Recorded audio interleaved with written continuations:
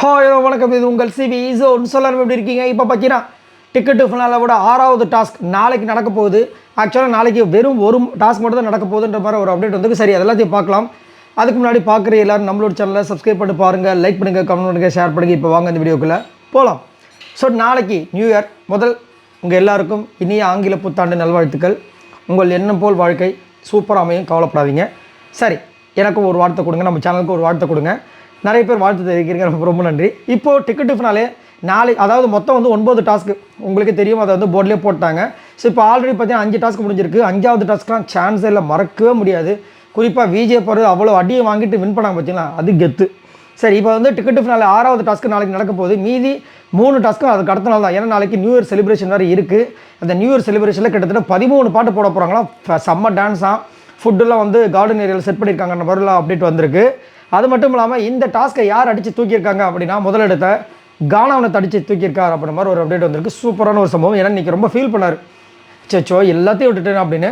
So இதை வந்து அடிச்சிருக்கார், சூப்பராக இருக்குது. அதுக்கப்புறம் இதில் வந்து யாருக்கு லீஸ்ட் ஸ்கோர் அப்படின்னு பார்த்தீங்கன்னா, சபரிக்கு ஒரே ஒரு மார்க் தான் வந்திருக்கு. அதுக்கப்புறம் கமருந்துக்கு 2 மார்க் வந்திருக்கு, பார்வதிக்கு 3 மார்க் வந்திருக்கு பாயிண்ட்ஸு. சரிங்களா, இதில் வந்துட்டு ஃபைட்டுன்ற பிரச்சனையே இல்லை அப்படின்ற மாதிரி அப்டேட் வந்திருக்கு. அதே மாதிரி இந்த கேமை வந்து ஸ்பாயில் பண்ணுறதுக்கு ஒருத்தவங்க இருந்திருப்பாங்கல்ல, அந்த வேலையை அரோராவும் விக்ரமும் சுபிக்ஷாவும் தான் பண்ணியிருக்காங்கன்ற மாதிரி ஒரு தகவல் வந்திருக்கு. அது வந்து அந்த கேமில் ஏதோ ஒரு சட்டைகள் இப்போ பார்த்தீங்கன்னா அரோரா வந்து கொஞ்ச நேரத்துக்கு முன்னாடி பிளான் போட்டாங்க. என்னென்னா கானாவினத்து இதுக்கப்புறம் வர எல்லா டாஸ்க்லையுமே வின் பண்ணி 9 பாயிண்ட் எடுத்தால் கூட அவருக்கு டிக்கெட்டு ஃபினாலே கிடைக்காது. ஏன்னா சபரி அதை விட அதிகமாக வாங்கியிருக்காரு. சபரி வந்து 4 டாஸ்க்லேயும் வினோத் வந்து 9 பாயிண்ட் எடுத்து வாங்குற பாயிண்ட்டை விட சபரி வெறும் 2 டாஸ்கில் 6, 5 அப்படின்னு வாங்கினா கூட போதும், கானாவினத்தை வந்து ஈஸியாக அடிச்சிடுவார். அதனால் அவருக்கு இனிமேல் வராத வாய்ப்பு அப்படின்ற மாதிரி ஒரு விஷயத்தை பேசியிருந்தாங்க. அதனால் கானாவனத்தை தூக்கணும்னு நினச்சி போனாங்களா, ஏதோ ஒரு சம்பவம் பண்ணியிருக்காங்க போல இருக்குது. அந்த மாதிரி ஒரு அப்டேட் வந்திருக்கு. ஸோ அதன்படி பார்க்கும்போது பார்த்தீங்கன்னா நாளைக்கு டாஸ்க்கு கொஞ்சம் ஆவரேஜாக தான் இருக்கும் போல இருக்குது. பெரிய சண்டை அந்த மாதிரிலாம் எதுவுமே கிடையாது.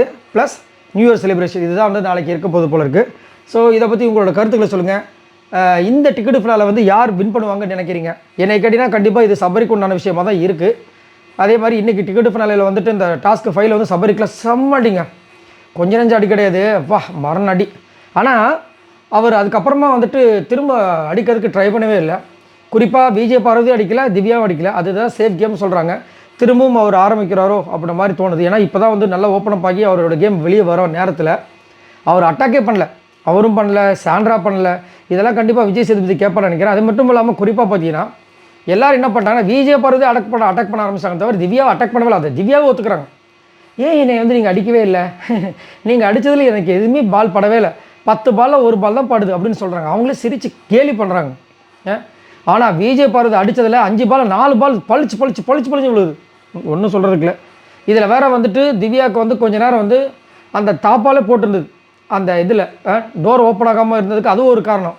அதுக்கப்புறமா தான் இவங்க சொல்லியிருக்காங்களா தெரியல, சுபிக்ஷா போய் பார்த்துட்டு அவங்க வந்து இது பண்ணாங்க. சரி, இதை பற்றி உங்களோட கருத்துக்களை சொல்லுங்கள். பாய் நண்பர்களே.